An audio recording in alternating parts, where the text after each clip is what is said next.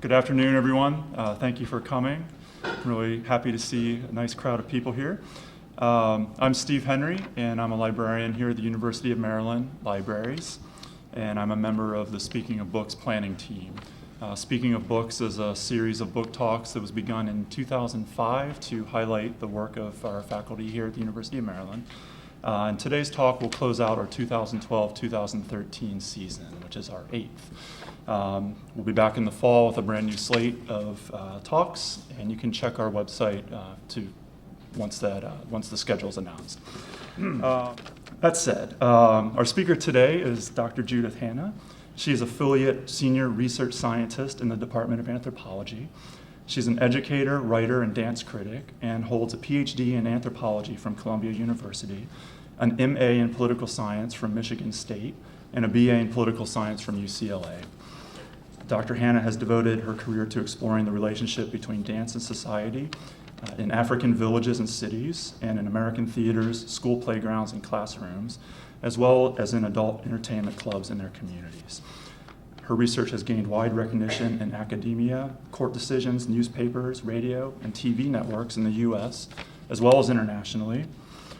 And to her credit are several landmark books, including To Dance as Human, A Theory of Nonverbal Communication, Dance, Sex, and Gender, Signs of Identity, Dominance, and Desire, The Performer-Audience Connection, Emotion to Metaphor in Dance and Society, and many, many more. I want to also note that many of the papers that Dr. Hanna compiled to do the research on these books are held in the Special Collections for Performing Arts here at the University of Maryland, and that's located in the Performing Arts Library across campus in the Clarice Smith Performing Arts Center. And those papers are available for research if you want to make an appointment with the curator. Information's on the website. Today, Dr. Hanna will discuss her most recent book, which is Naked Truth, Strip Clubs, Democracy, and a Christian Right, published by the University of Texas Press in 2012. Naked Truth takes readers on stage, backstage, and into the community and courts to reveal the conflicts, charges, and realities that are playing out at the intersection of erotic fantasy, religion, politics, and law. We'll have a talk for as long as you like, and we'll have plenty of time afterward for questions and time to purchase the book. Please welcome Dr. Judith Hanna.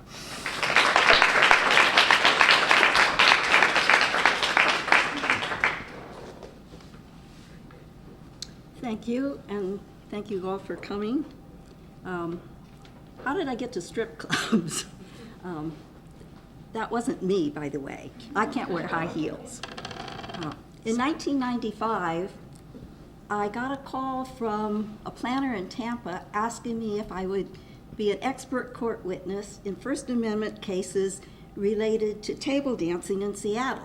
I didn't know the man, I didn't know about table dancing. The lawyer happened to go to Berkeley, and that's where I went for my freshman year, and we started a dialogue, and it seemed legit. And of course, I gave my husband all the details when I was going to Seattle. What I was asked to do was to apply a semiotic paradigm that I used to study dance in Africa on school playgrounds and in American theaters, and to explain how exotic dance is expression and thus protected by the US Constitution. Local governments were trying to, they couldn't ban the clubs, but they were trying to regulate them to death, and they were claiming all kinds of myths. And I had just won a case against the US government that had gone to the Supreme Court, and I thought, well, this was an honoraria ban, you might remember. You could publish articles. You could not publish articles or papers that had nothing to do with your work. So I couldn't write a little dance article and get paid, and they're set up to pay you, so I thought that was really inappropriate. And I figured if I could take on the US government up to the Supreme Court, I could take on local governments. Little did I know.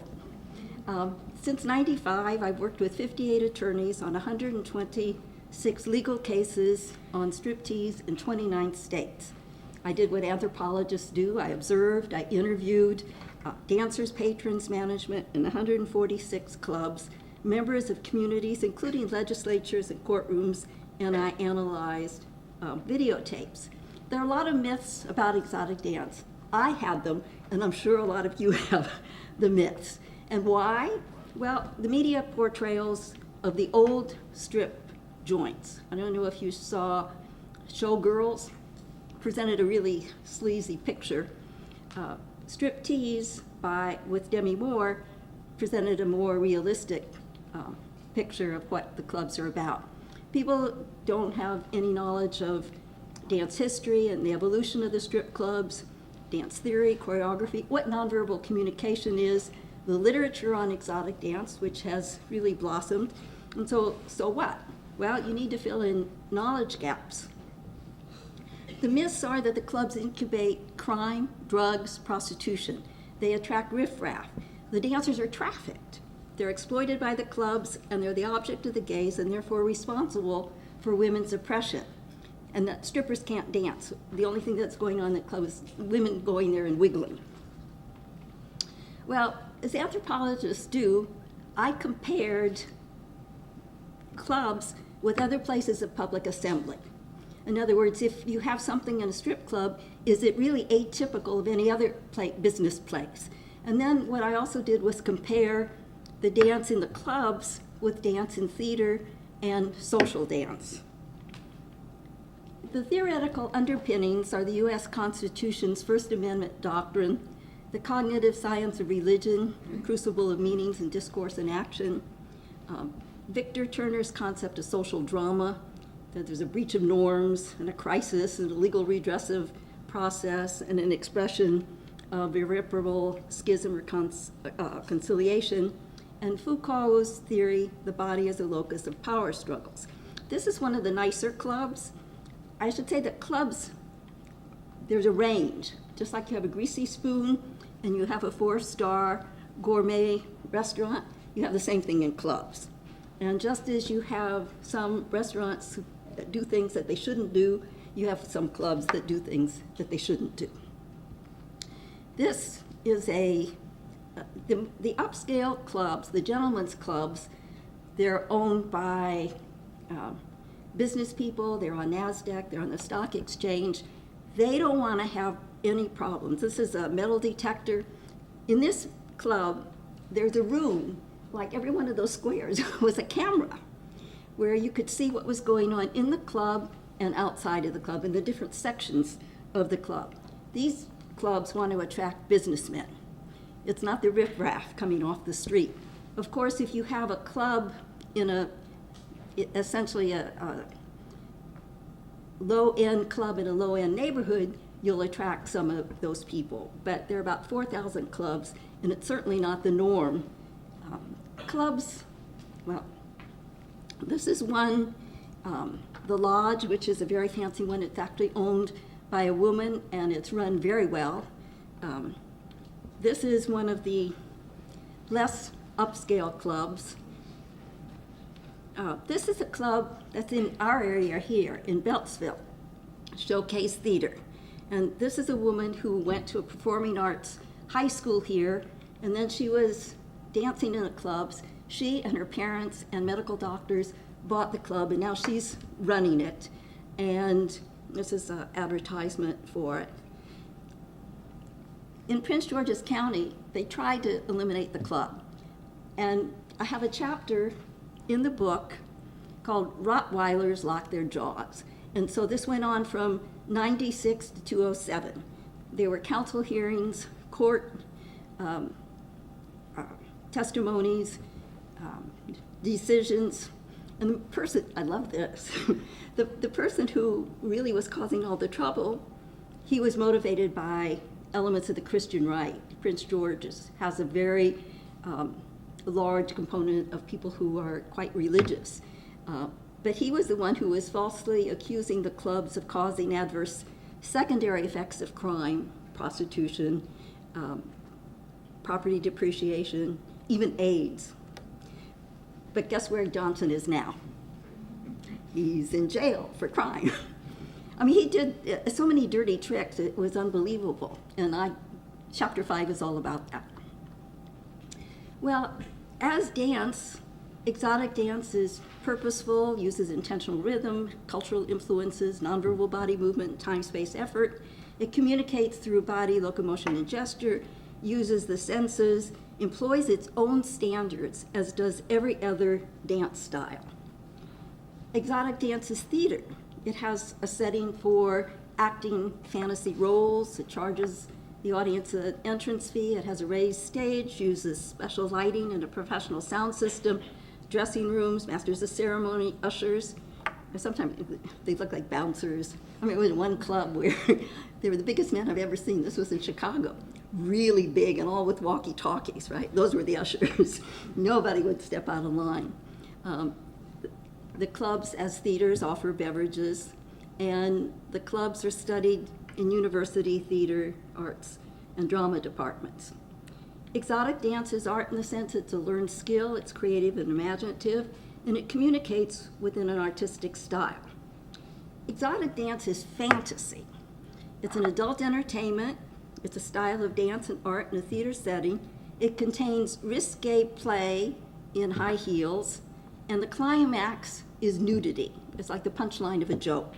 And the dancers perform close to and may touch a patron, and the patron directly tips the performer for effective communication.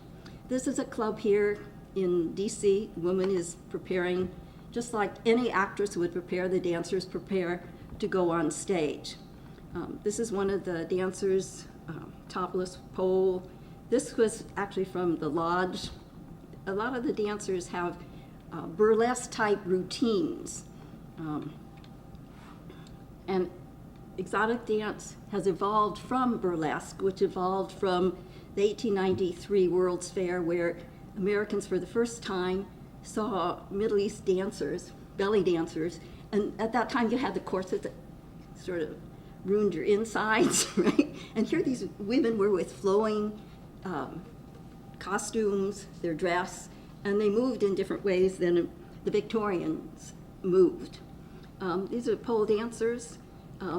Some of them are incredible athletes. Many of them compete in pole dancing, and there's an organization now that's trying to pressure the Olympics to have pole dancing at the Olympics. Well, nudity in exotic dance, I mentioned it's the climax, and it represents not just sexuality, but nature, health, simplicity, trust, being human. The body as an art form, nude sculpture in motion, beauty, demystification of the body, honesty, innocence, independence, empowerment. The body is God's gift and worthy of the gaze, status of a well-maintained body, and parody of pretension of clothing, rebellion, and subversion. Again, this is one of the dancers in DC. Now, I compare, right? People are really upset about the clubs where it's adult entertainment. You have to be 18 to go. This is Brooklyn Academy of Music. This is a male and female. It looks like they're engaging in a sex act. The dancers are just females up there, nude. But again, we see this in mainstream. We see nudity in Salome and the opera. This is Palobolis. Some of their performances are nude. Well, exotic dance has two parts.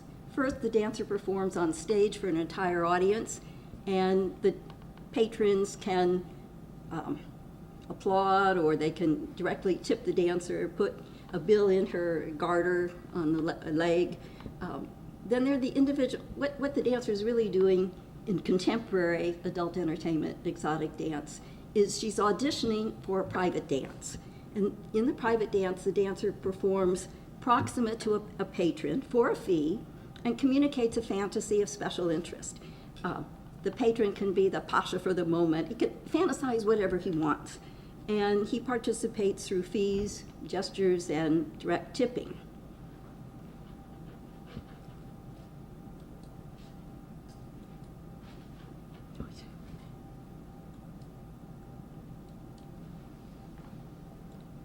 Oh, come on. I wanted to show you. I think you can left click on that.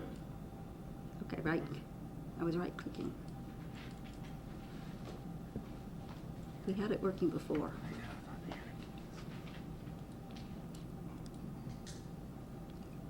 Oh, come on, I already did this. Here.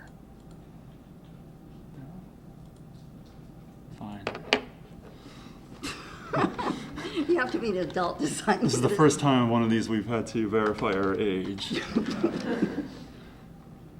you go. And then.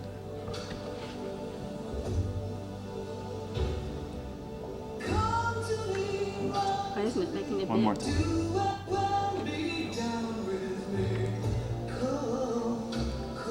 Now, I should tell you, this is from not the clubs I visited, I have to admit.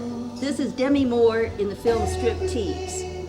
And a Washington Post writer asked me and 3 or 4 strippers to watch the film when it just came out and comment on it. And everybody thought she really captured what goes on in the performance. And she had gone to a lot of clubs and she had interviewed a lot of dancers.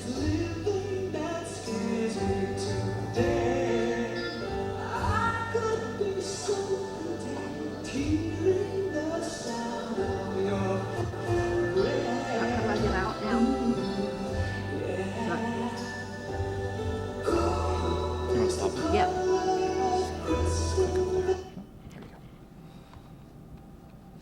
This is a table dance in DC. In DC, you can't sit at a table and the dancer perform for you. What the table dance is in DC is you go up to the stage and you interact with the dancer and you tip her. Okay, people were upset about lap dancing. Well, I mentioned that anthropologists compare dances. I went to a lot of clubs, and I don't know if you've seen it, made the papers a few years ago about the kids doing the freaking, the debut, booty dancing, doggy dancing, waxing, grinding. Essentially, people were saying not dancing the way I would have been dancing, no fusion of body parts. We have freak dancing going on, basically lap dancing. And what that is that the woman bends over, this is the butt, and she rubs it against the guy's groin. Now, the kids are doing this, and they're saying adults can't have somebody sitting, a dancer sitting in a patron's lap. This is a picture of booty dancing. You know, I mentioned the origin and the influences of exotic dance, belly dance, burlesque, the vernacular and social dance, Broadway theater dance, jazz dance, music video, hip hop, cheerleading, and gymnastics. And some of the dancers come from these different dance venues. A lot of the dancers learn like most people learn if they haven't gone to a performing arts high school. They learn like most people learn, and that's by watching and being coached. But exotic dancers also influence ballet and modern dance. You have Mark Morris's Striptease, vernacular and social dance. I mean, people saying that the kids are essentially taking on exotic stripper moves, Broadway, dance theater, jazz, music video dance. How many of you saw the Beyonce at the football game, right? That was stripper moves, right? They have in the gyms, they have strip aerobics for exercise, and they have a lot of videos for women who want to, for the everyday woman who wants to strip. So the exotic dancers, I mentioned the woman who went to the Performing Arts High School and had a dance background. You have I met accountants, artists, athletes, ballet and modern dancers, married women, single moms, stockbrokers, university students, and high school dropouts. And all are professionals earning an income, doing a job. Why are they doing it? Obviously, most people work because they want money, but the dancers have a flexible schedule. They get exercise, they get attention, and it's a venue for self-expression and empowerment. I interviewed 3 dancers in DC. All had master's degree, all had full-time day jobs. And they said they were dancing, it was a very small club, and they were dancing because it was fun. Actually, it was like a party, it was a small, like a living room. And, you know, they had a good time. So what you have in exotic dance is seduction. It's sexy, but it's not sex. It's an advertisement, but not a sale. It's an illusory promise. a lot of the cops, the dancers are fantasize and they say all kinds of things, and so the cops try to ensnare them because, again, they're acting out a fantasy, and the cops accuse them of soliciting for prostitution. It's a metaphor, it's counterfeit intimacy, it's a fantasy that whets the appetite for reality, and it's a fantasy fulfilling in itself. I like this. I got this in Amsterdam. Fantasy. So successful seduction, a patron tips a dancer on stage, requests an individual dance, and a patron becomes a dancer's regular. In terms of the fantasy, it's interesting that a lot of men have the fantasy of a particular dancer as his girlfriend, and he will give her presents, and I couldn't believe the presents. One dancer got a car, and he would buy her costumes, and I mean, again, it's the fantasy. So who are these patrons? You can get riffraff anywhere, right? But they're mostly youth workers, business persons, and professionals, and they're going for entertainment, adult play, the beauty of the body, and it's sort of like the excitement of a transgressive and foreign adventure. It's an opportunity to relax. Some of the clubs in the past actually tried to make them look dingy, right? So that the adventure of going to this exotic, dingy place. But that's not the case now. Some of these upscale clubs, it's real crystal and real imported woods and excellent food and shoe shine and humidor. And then you have men who are essentially going to the club because they have difficulty having a girlfriend, having the pressure, and so they can create their own sexual script. Some people also, we have this workplace political correctness about sexuality, so they can essentially be freer and compliment a woman. I mean, you can't compliment. Look what happened with Obama, complimenting Mr. Attorney, right? No. Best looking one? Well, that was terrible. Some of the patrons see what a wife or girlfriend does not provide. A lot of people are curious about the female body. Some patrons are supporting women's sexual liberation and empowerment. Some people would like to have, sex with a dancer, but that is very, very uncommon. There were a couple cases, and it was mostly with big athletes. Some patrons are party goers. They want to celebrate. It's bachelor party. Some patrons are just lonely or unhappy men. I've seen a number of physically handicapped patrons. This was really surprising to me. So many dancers talked about the fact that patrons would pay a fee for a private dance, and what it really was listening, having an understanding, non-judgmental, emotionally supportive listener. Yes? I'm sorry, what did you say about a handicapped person using this? I'm saying that a number of handicapped people go to the club so that they have interaction with an attractive woman that they wouldn't otherwise have. Be able to access? Well, just to interact, to look, to have a good time. Because of disability, they'd be unable to access. Is that what it is? No, I think because of the disability, they might not find a woman who found them attractive. Okay. So you go to the club and the dancer pays attention to everybody who goes there. Okay, so this is mental as well as physical disabilities? Yeah.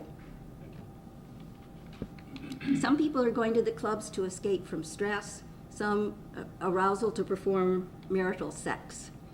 Some men are going to bond. They want to display social privilege and control of women by spending money ostentatiously. Some of them will throw up bills and what's called making it rain. And they can feel superior to women by being clothed.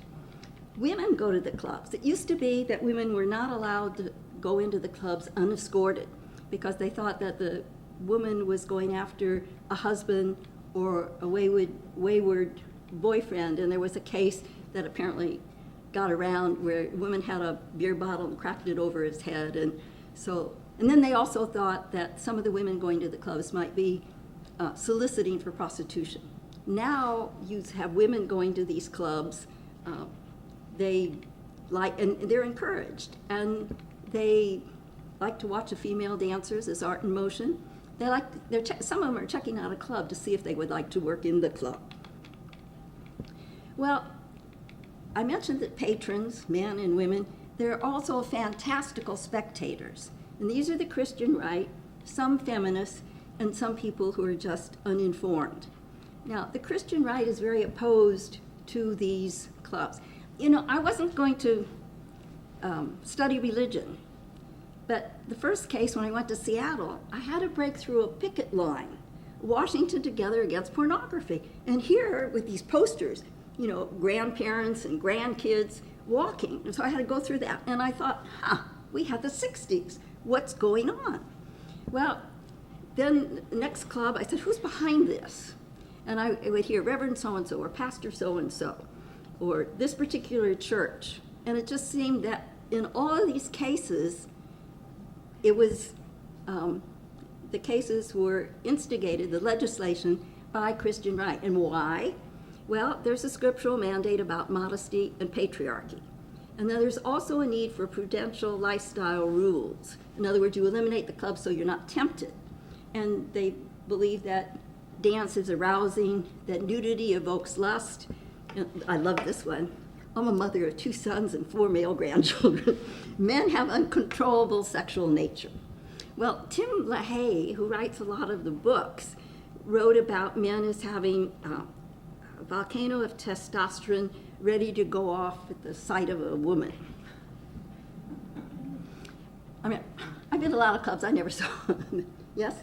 Don't you think you're singling out the Christian right here? What about the Muslim faith and other major religions? Would they feel the same way, basically? Yes, but in the U.S., the people who have been active in trying to ban the clubs have been the Christian right. And they have been very active, and I'll talk about it in just a minute, but what they have is, they have this big coalition, and they have mega bucks, and they have their own law schools, and they have their own lawyers, and they essentially insinuate themselves into the legislature and into the judiciary to enact the laws that essentially would, they can't ban them, but they can regulate them to death. Yeah, but I think that their bucks are truly trivial compared to the bucks of the pornography industry. That's one of our biggest industries, biggest money makers. Okay, I'll shut up. Okay. The Christian right thinks that nude dancers are sinful, or prostitutes and drug addicts, undermine patriarchy, instigate crime, and destroy patriarchy's idea of femininity, harm married women's self-esteem, and compete with men economically.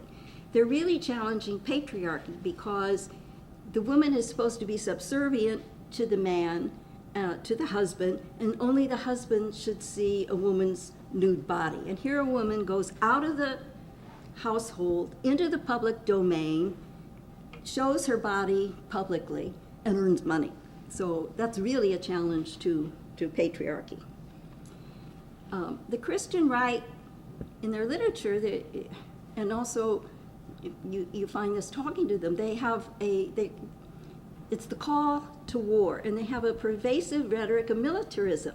They talk about training warriors, building an army, battle plan, lock and load for a Holy Ghost invasion, fight for Jesus, put on the full armor of God, and engage platoons.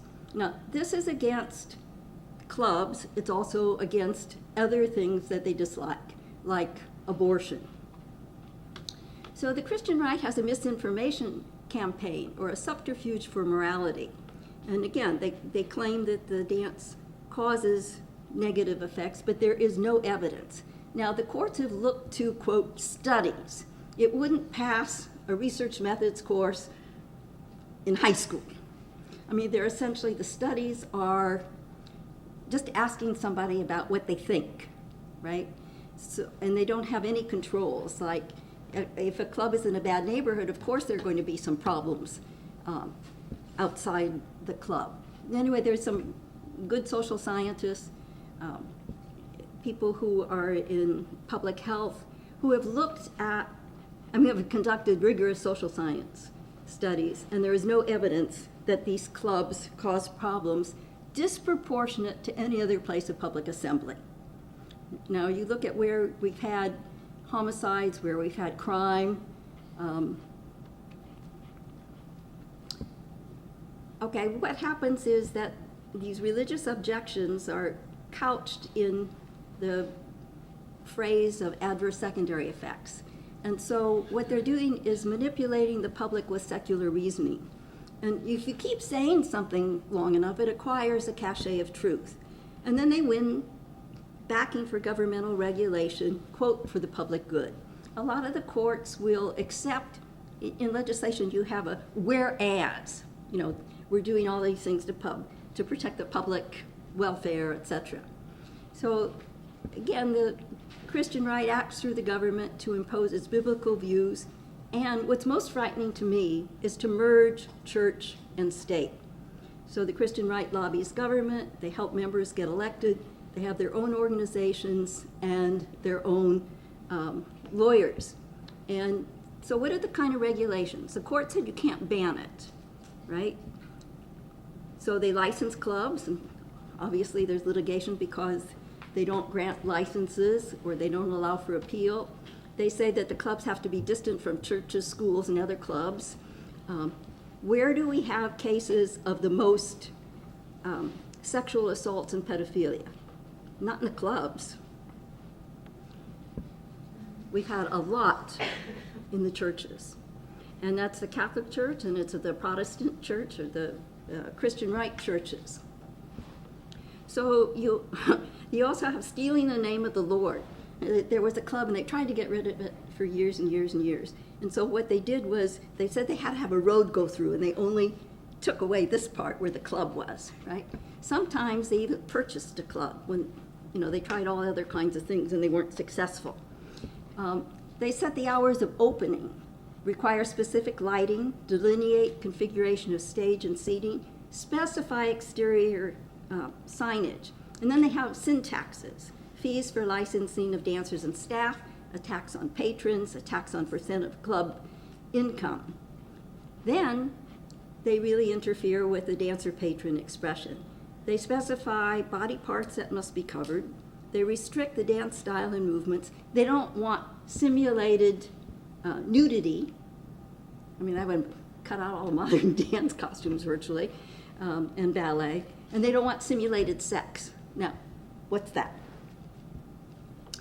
They set distances between dancers and patrons, between dancers and dancers and dancers and patrons. They prohibit touch and direct tipping. This is great.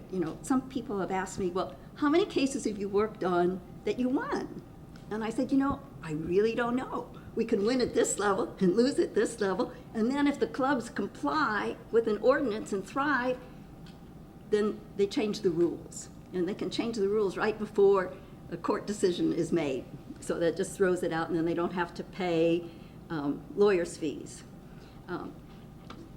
And sometimes they know that it's very costly to have these lawsuits, and a lot of the local people don't want to pay for it. So sometimes the religious group, one in particular, had to raise $100,000 before they would enact the ordinance. Then they harass the clubs. They inspect them for health, building code violations. They raid the clubs. I have a lot of descriptions in the book of some of these things that went on that, it'd almost be funny, except that it's true. They cite patrons for jaywalking, parking over the lot's private lines. And then there's street tactics. I mentioned that they picket clubs, they distribute anti-club literature, they block club entrances. Then one tactic is that they photograph patrons' auto license plates to get patrons' names.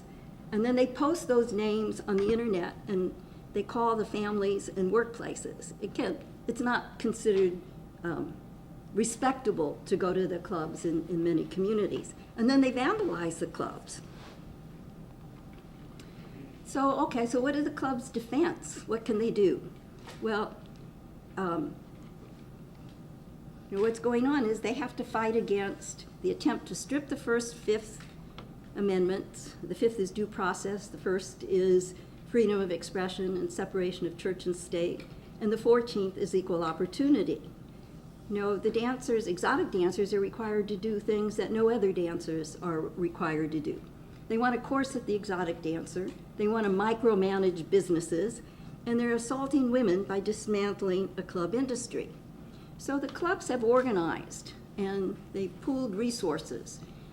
They have a club bulletin, they have an exposition annually where they have a legal section, they have an economic section. They have their own lobbyists and lawyers who try to be proactive. In other words, they're lists of essentially laws that have just come up, right? So they're going to committee, and what will happen is that the lobbyists will go and try to talk them out of pursuing the legislation. And of course, the lawyers litigate. They have expert court witnesses conduct research and testify. They have their advocates run for political office. The clubs organize referenda against the regulations. There have been 2 of them, and one was in Washington, and people didn't want to be known as the prude state. And in Scottsville, people supported the clubs, and the clubs counter-protest. There's one situation where the church would always go in front of the club, and they protest outside, and they try to buttonhole the dancers to save their souls. And finally, the club owner got really annoyed, and what he did was he took his big truck with the dancers and loudspeaker, and the dancers were outside in front of the church, right? And I mean, they had their bikinis on, but nonetheless, I mean, they were doing what they thought they could do. Well, all this adversarial attack on the clubs is really a recipe for demagogy and cynicism. You know, 80% of the public's, the electorate is on the sidelines, and those with an agenda plus money whisk through laws. It's opportunism, it's special interest politics, and it's not just with regard to strip clubs, but it's with regard to a lot of things in our country. Bill Keller just had a op-ed, "States Gone Wild. Laws don't reflect popular views." So why should you care about what's going on with these clubs, right? I don't go to them. I don't like them. You don't like them, don't go, right? But some people do. But you should be concerned because Nadine Strossen pointed out, once we cede to the government the power to violate one right for one person or group, then no right is safe for any person or group. So I thank you, and I will let you ask me questions.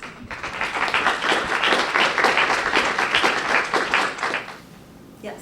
So do you think that exotic dance is a particular focus for that, you know, bridging that, breaking that First Amendment rights, First Amendment separation of church and state? Or do you know, looking at a larger picture of abortion, exotic dance?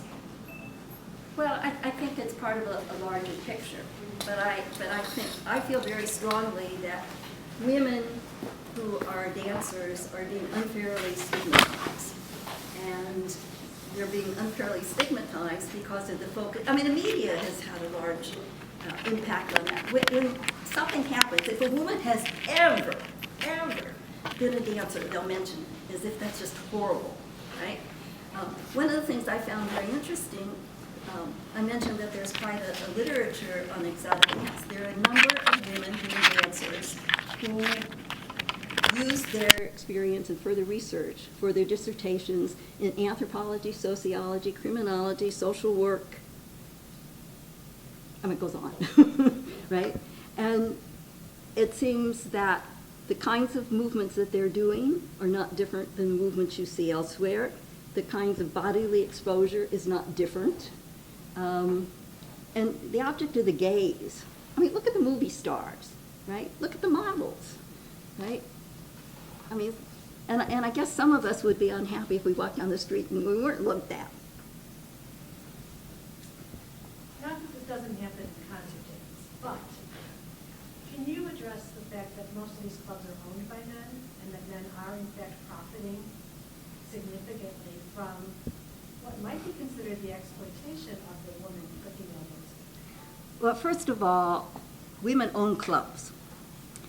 The club here in Beltsville is owned by a woman who started out as a dancer, and then she became a part owner, and now she's running the club. The lodge, which I showed, is run by a woman, and women are not exploited in the sense that they're exploited more so than any other worker in any other position. I think that comparative perspective is important. Some of the women do very well. They have to pay, in some clubs, a fee to use the stage, like a barber would in a beauty shop. They can take home 6-digit incomes and have a flexible schedule. Some don't. Some are in clubs where they can go home with nothing. Nobody's forcing them to dance. And it's an option that a lot of women find better than other kinds of options that are available. But, men make money. Wall Street makes money. Look what they do to the workers, right? They're exploited. And I would say there are good bosses and bad bosses. Sometimes some bosses are like the father. I mentioned the small club where the 3 women were dancing who had master's degrees and full-time day jobs. He was just incredible. He was making sure that the dancers who didn't finish their university training were doing it, and if somebody was sick, he was paying, right? And then you have other people who are SOBs, right? They're just not nice people. Some of the club owners actually help students get through school. They give scholarships, and they do a lot of good social work. Some don't. Yep. Yes. Hi. I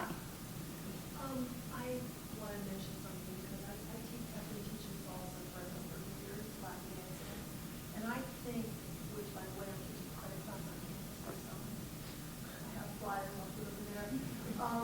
I think that really, as in most things, what really counts is how you conceptualize them. Your intentions when you're dancing, or doing anything.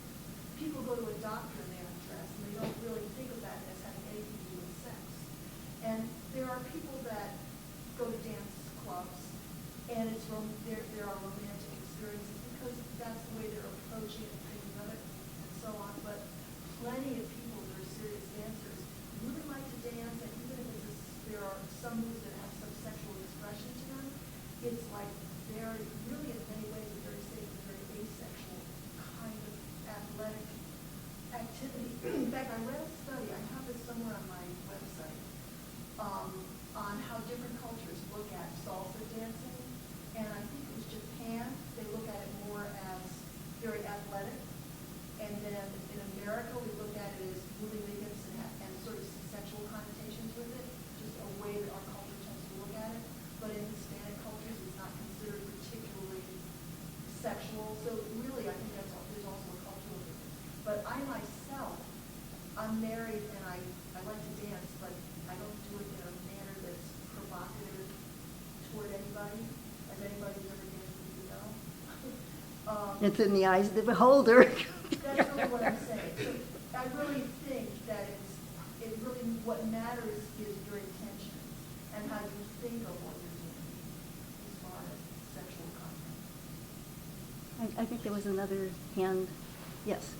In the list of Christian rules you showed earlier, how many of those do you agree with? I'm a researcher. I don't have to, I'm just observing and reporting and doing my research. Well, for a personal basis, you're not obligated to tell me that. Right. Okay, Christian right is not Christianity. The Christian right is a very specific Well, there's a, organization in the United States. well, I should say, wait, let me clarify it. It is a segment of the politically active Christian right. And that group of people are different than members of the Christian right who are interested in taking care of the poor and helping our environment. This particular group, and it has members who really want to impose a theocracy. I mean, it's in their literature. I mean, it's in their, and they're doing what they can. I mean, they've infiltrated the military training academies. There have been a number of articles and books on that. So, again, not all Christian right, and my apologies for not saying it at the beginning, that it's a segment of the politically active Christian right. And these are the people, the Alliance Defense Fund, they're the people with Pat Robertson, and the people who are with Falwell's son, etc. They're the people with Focus on the Family. They're the people with Wildman in Mississippi, who was responsible for causing the National Endowment for the Arts a lot of problems. So again, it's a group that is very specific, very well organized, and has lots of money. I mean, I read Church and State, and they do reports on these organizations and these people and the amount of money that they have. It's amazing.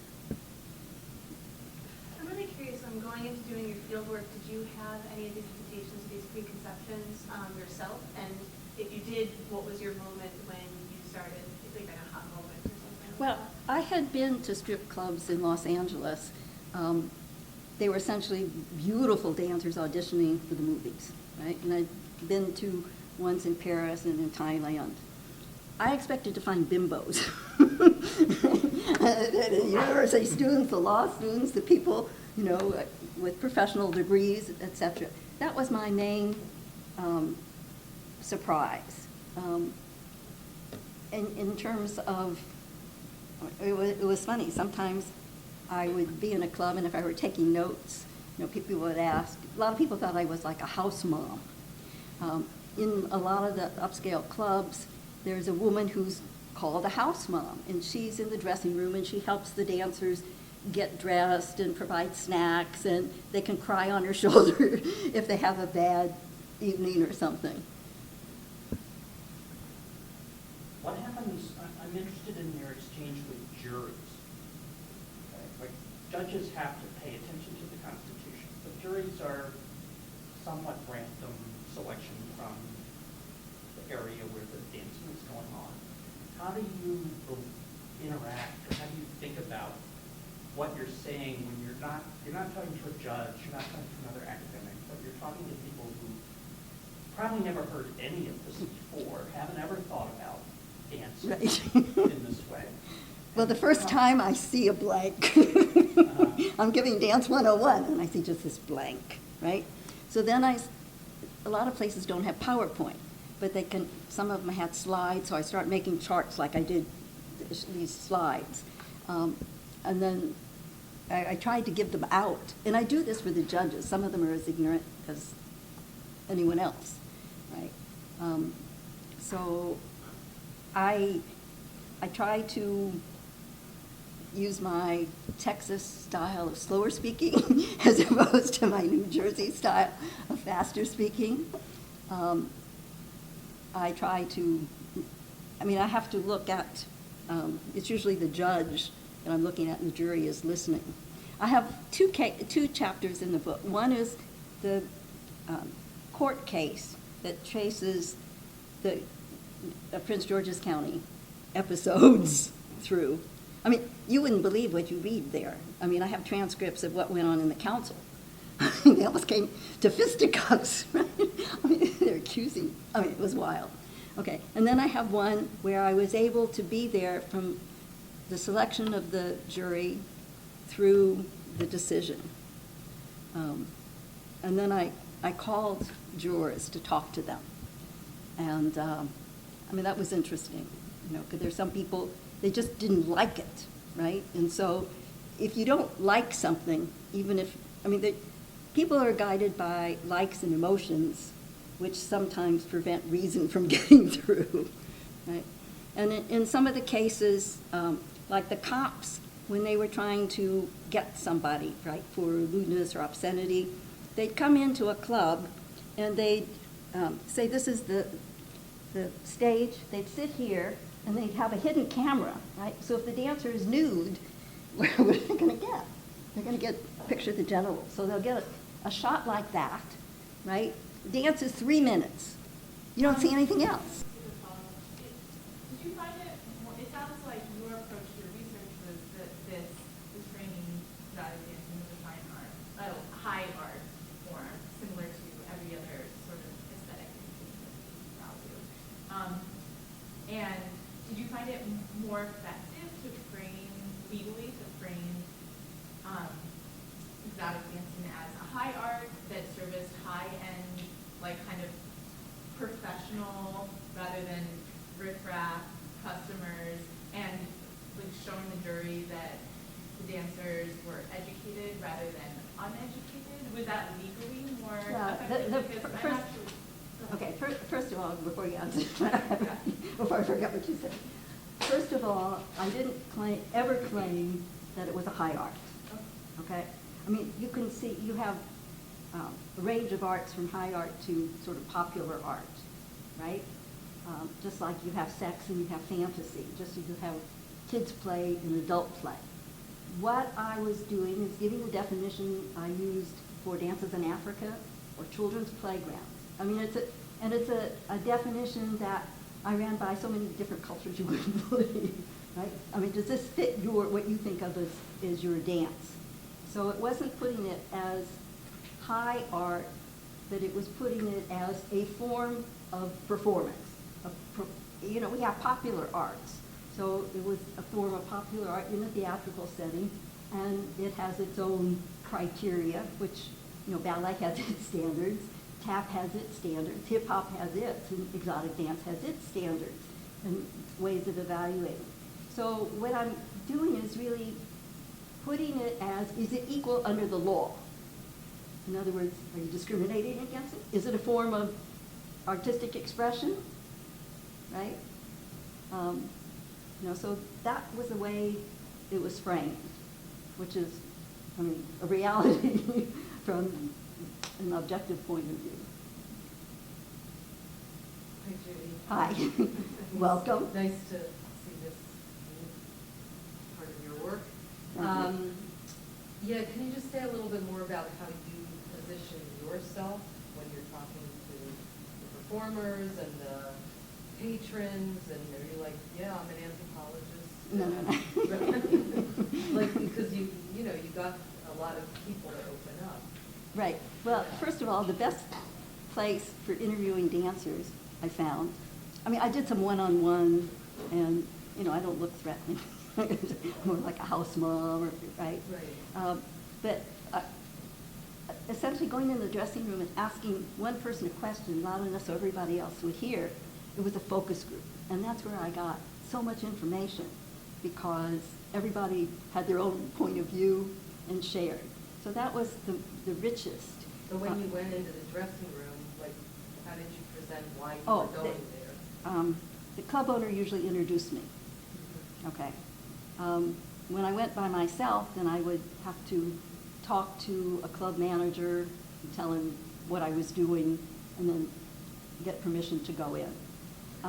In terms of in the general area with the patrons, a lot of them, I mean, I felt that I didn't want to interview patrons because they're for a purpose, and I don't want to interfere with their pleasure and their fantasy.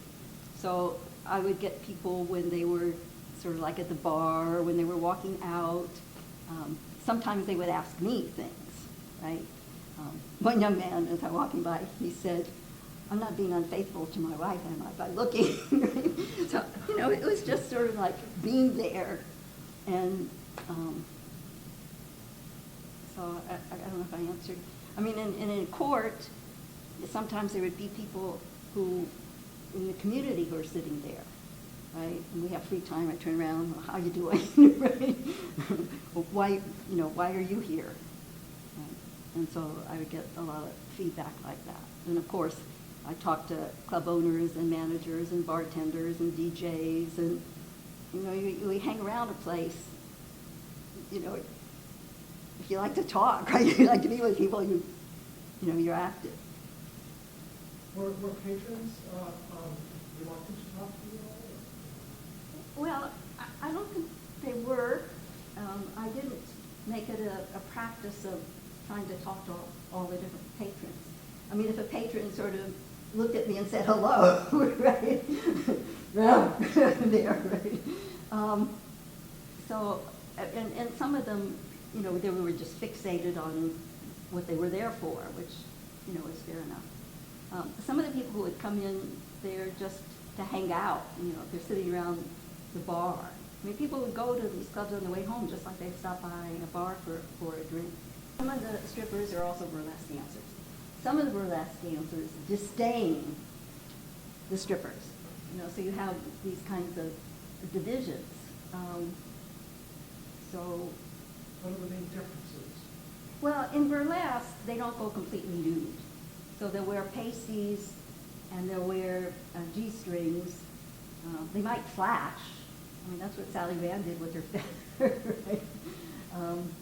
You know, 1842, you could be nude on stage if you didn't move, right? And then you had burlesque, and the story is that someone's part of their dress got loose and the crowd went wild, so then they decided, well, they'd loosen something else, and the crowd went wilder, and so then you got the strip tease, because originally the burlesque shows were, you know, they had fire eaters, and they had comedians, and they had singers, and that whole kind of thing. But then, when television came in, that sort of killed burlesque.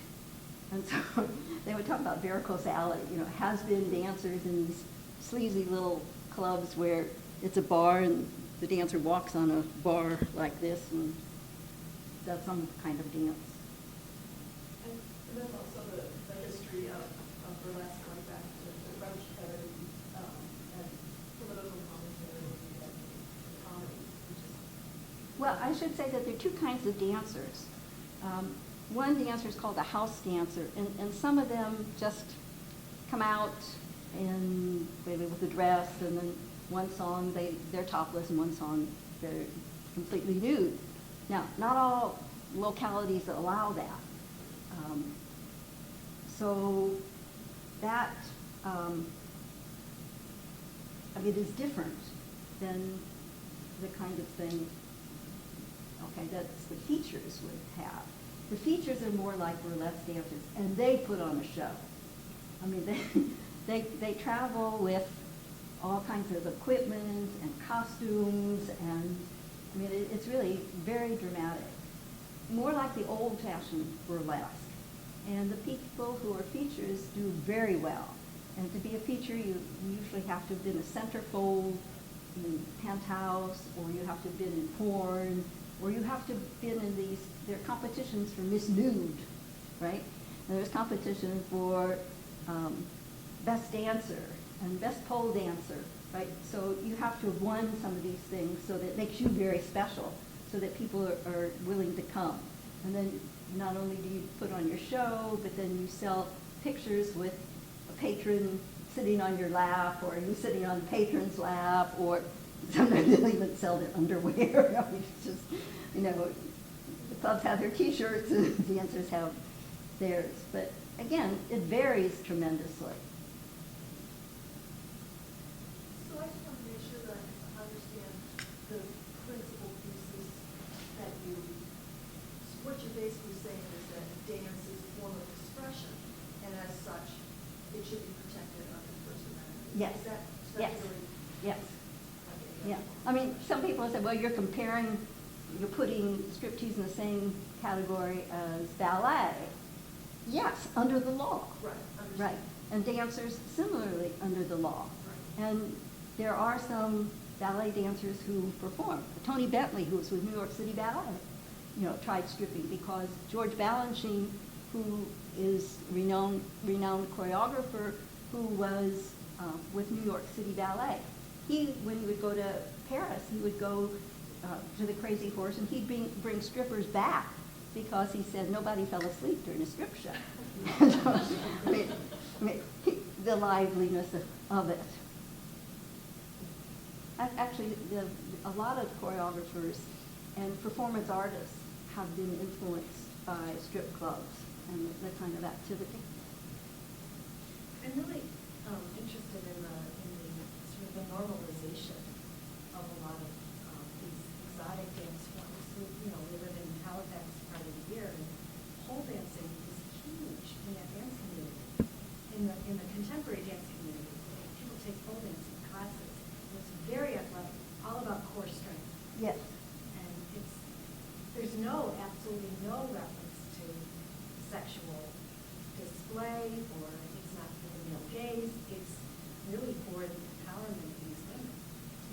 fire on these poles and interact with these poles.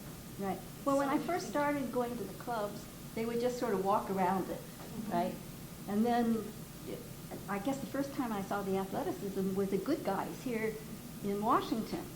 But that's something else, you know, people, these clubs, you have to have distance. On Wisconsin Avenue in Georgetown, high-scale business and residence community, those clubs were there that even Arthur Cotton Moore, who was writing about development of cities, didn't know that they were down the street from him where he worked. Right.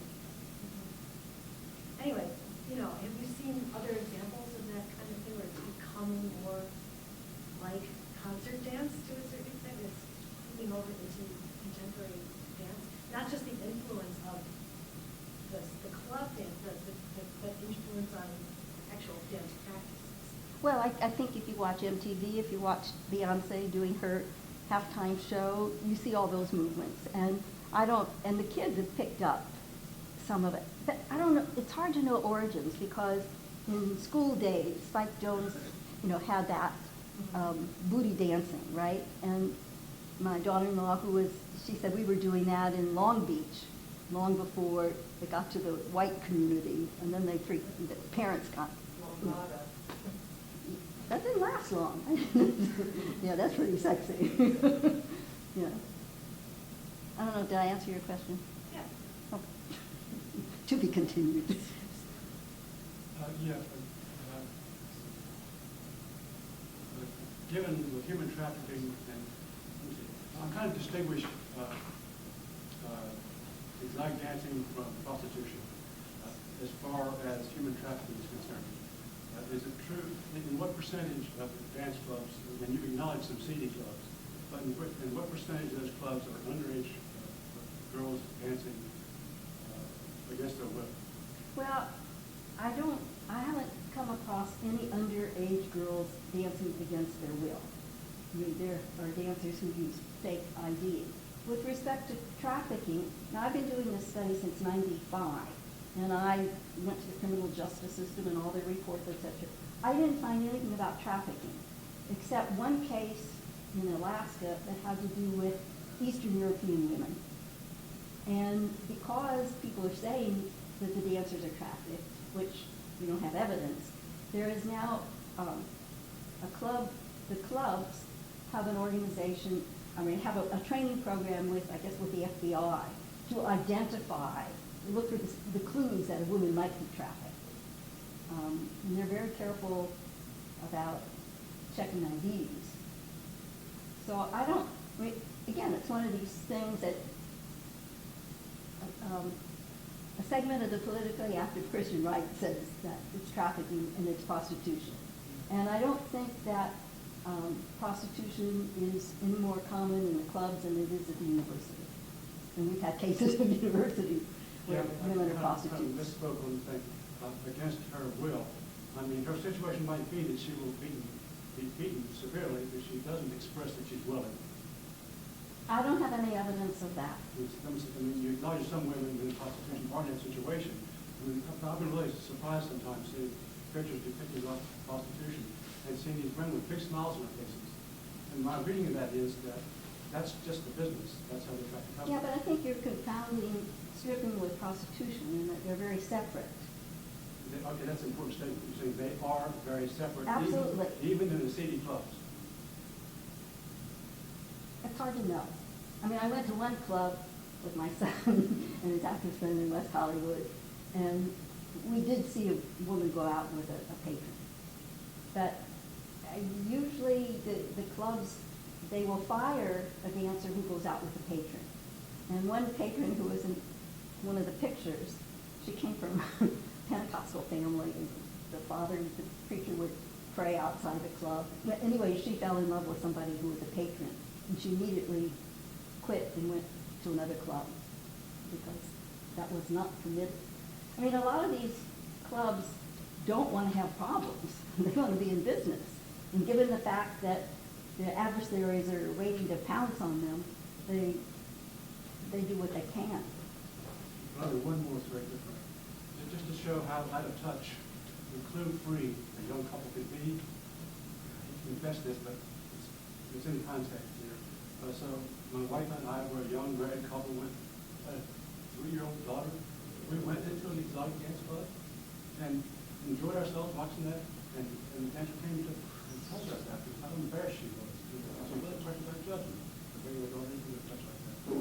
Well, you know, some people think that kids I don't shouldn't blame see the nude body, but they're nudist camps with children, right?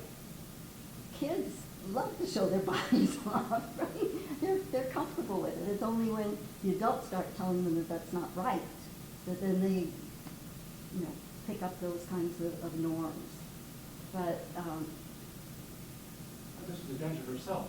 Right. Who was appalled. yeah, to but do that. she's also a product of our culture, right? What would you say is the biggest discovery in your research in that line of this attack on exotic dancing and the Christian right agenda to? Well, that it was there. Yeah, I to couldn't discover that. believe it, and I couldn't believe it, and the tactics that they used. I mean, those street tactics and the legal tactics, and, oh, the other thing that really surprised me is the corruption of the police and the judges. I mean, the police did a lot of things that were really unethical. I just give you one case in Seattle. They raided the club, and they told all the women, the male police, they told all the women to change and get into street clothes. And one of the dancers wanted the females to be there and the men out. And the cop said, treat it like it's your brother. And the brother had raped her. Right? So the woman was just really, she never went back to dance again. And the cop says, oh, well, we see here you signed in. They have a sign-in where the dancer signed in.